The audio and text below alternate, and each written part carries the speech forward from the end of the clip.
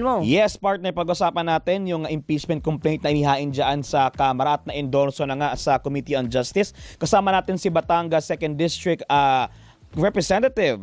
Suki natin to data, no? Si Congresswoman Jervel Jinky Bitrix Tuwistro. Congresswoman, good morning po, Christian at Doris. Good morning, ma'am. Good morning, Doris. Good morning, Christian. Thank you for having me here. Magandang umaga din po sa lahat ng mga sumusubaybay. Magandang Ayun. umaga po, Congresswoman. Magandang Siguro umaga. unang tanong po, Go. kailan natin inaasang magsisimula itong proceedings ng impeachment sa Pangulong Marcos, lalo't na-endorse na po sa komite dyan sa Kamara?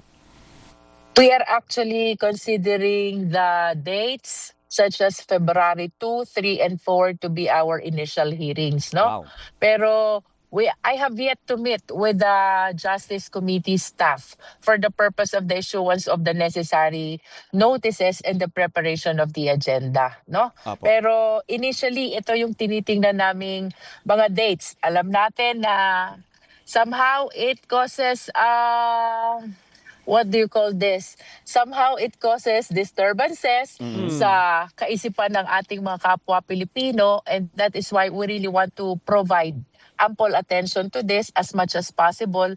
Unahin na muna namin, no? While there are other pending bills or legislations before the Justice Committee. Apo. Or perhaps siguro gawin namin, i-parallel namin to. May mga dates na scheduled for bills at may mga dates scheduled for impeachment.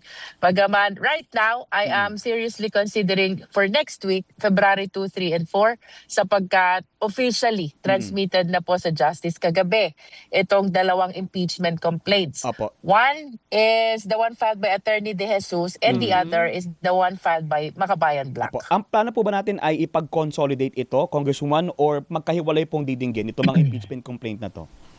Actually, they need to be consolidated, no? Because as a matter of rule, hindi pwedeng marami ang pending na complaints before the Justice Committee.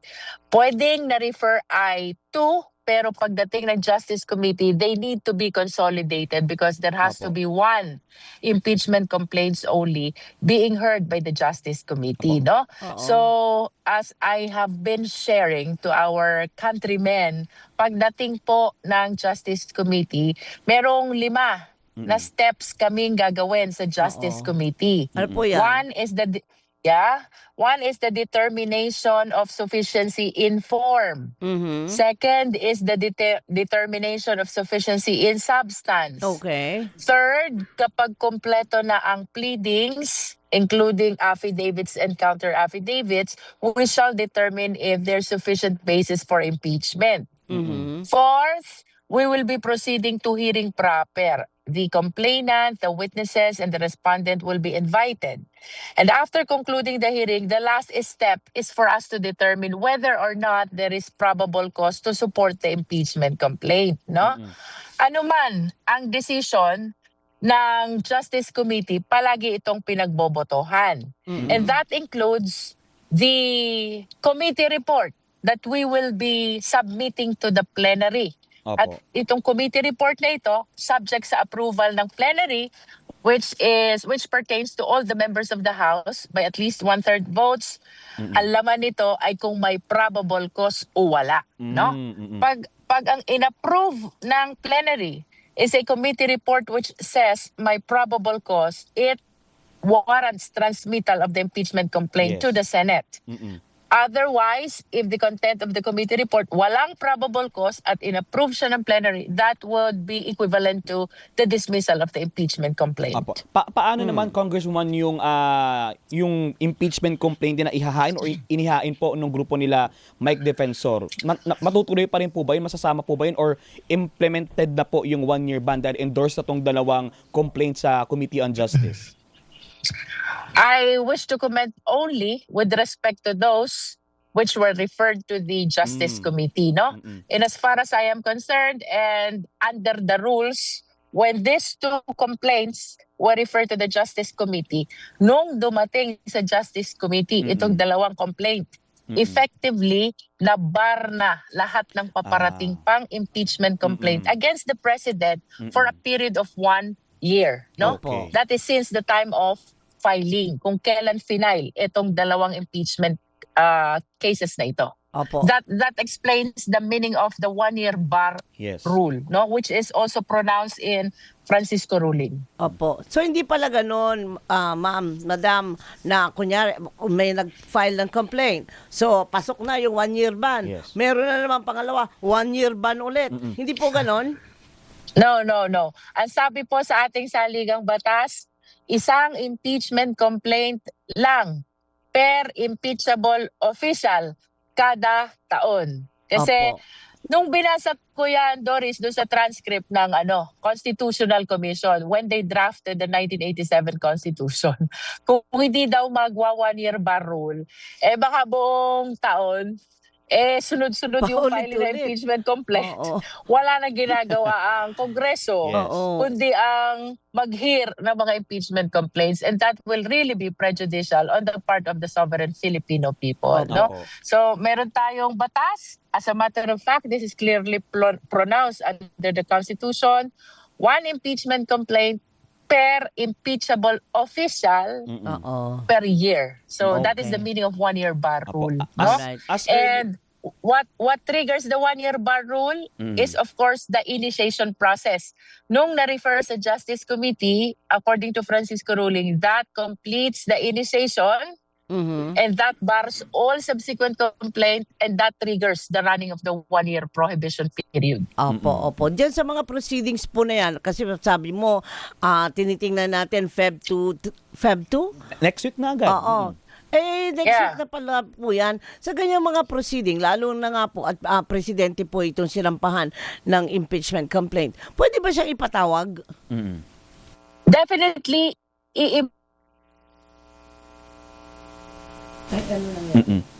Naku, teka, nawala yung audio. Nawala, baka dumaan sa Mahalagang tunnel. sagot yun, partner. Oo nga Oo, eh. mawi-witness ba natin ang Pangulong Marcos na pupuntang Kongreso para humarap doon sa Ayan, Opo, ayan, yes, bumabalik. Congresswoman.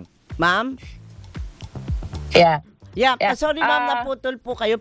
Ulit lang po ang sagot. Pwede bang ipatawag ang Pangulo sa mga hearing? Definitely ipapatawag natin or iimbitahan natin ang respondent, which in this case is the President of the Philippines, no?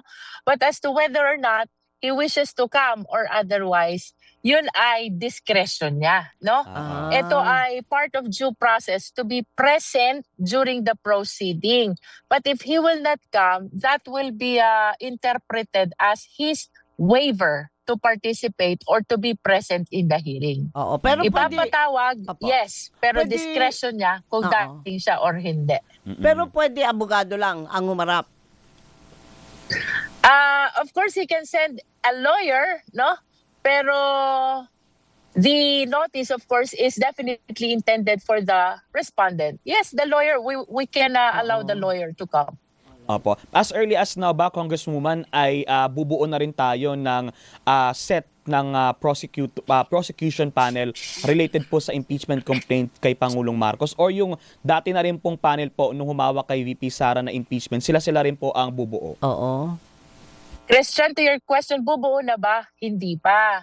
Sapagkat ito ay na-elect ang prosecutors ng plenary kapag na-approve na ang impeachment complaint dun sa plenaryo.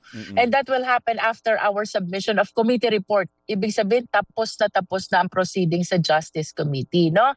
And to your question, yun din bang panel of prosecutors kay VP? Opo. No, it depends really on the House members kung sino ang gusto nilang i-elect na maging prosecutors in as far as this impeachment complaint is concerned. Opo, kasi Alright. by February, di ba, ina-expect din na baka may maghain ulit ng mga panibagong impeachment complaint Naku. against VP Sara kasi VP Sara matatapos naman, yung 1-year oo. ban. Oo. So, dadaan po ulit sa process na step 1, Congresswoman, kung may panibago pong complaint against VP Sara. Ganun din. My answer to that is depende kung Ako na wala. anong mode ang gagamitin against the Vice President. No? Let us remember may dalawang mode in filing an impeachment complaint. One is by a complaint of the private complainant endorsed by a House member or by the House member himself. Mm-mm. The second is by 1/3 of all the members of the House, no?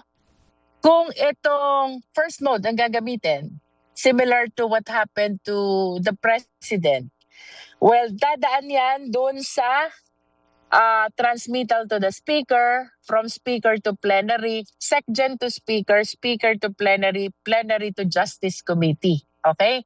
Pero if it will be filed under the second mode, ito yung sagot ko eh. Meron po tayong impeachment complaint na nakabinbin pa doon sa Supreme Court, Oo nga no? po. Remember, Yes. our first impeachment complaint was declared as unconstitutional. Correct. At ito po ay question ng House of Representatives via a motion for reconsideration. And that MR remains unresolved before the Supreme Court, no? So, ang sabi ko nga, since itong decision na ito ay hindi pa nagra-ripen into jurisprudence, hindi mo pa siya pwede i-consider na batas dahil meron pang nakabinbin na MR, Oo no? nga. So, the answer really is, depende kung i-resolve ito ng Supreme Court. Supreme Ibang Court. kaso If kasi the ito eh. Supreme Court will grant the MR, Mm-mm. Opo. ibig sabihin, marireverse yung decision. And let us remember, may impeachment complaint na naka-archive sa Senate, Opo. no? Opo, So opo. the granting of the MR may be considered as a basis for the reinstatement of the impeachment complaint currently archived in the Philippine Senate, no? Okay, okay. Kung i-deny naman ng Supreme Court itong motion for reconsideration, ibig sabihin, wala na talaga. Patay na yung impeachment complaint na yon. Oo. And the requirement of the Supreme Court regarding the notice to the respondent, opportunity to answer as a requirement of due process, even under the second mode, will become a matter of requirement or law. No? Abangan natin. Opo. So, yung question about anong gagawin, we do not want to speculate. Alimbawang magkaroon ng panibagong impeachment complaint against the Vice President. My answer to that is, depende kung aling mode ang i-utilize nila. Ayun. No? So, abangan. If it is under, if it is under Abangan the lang. first mode,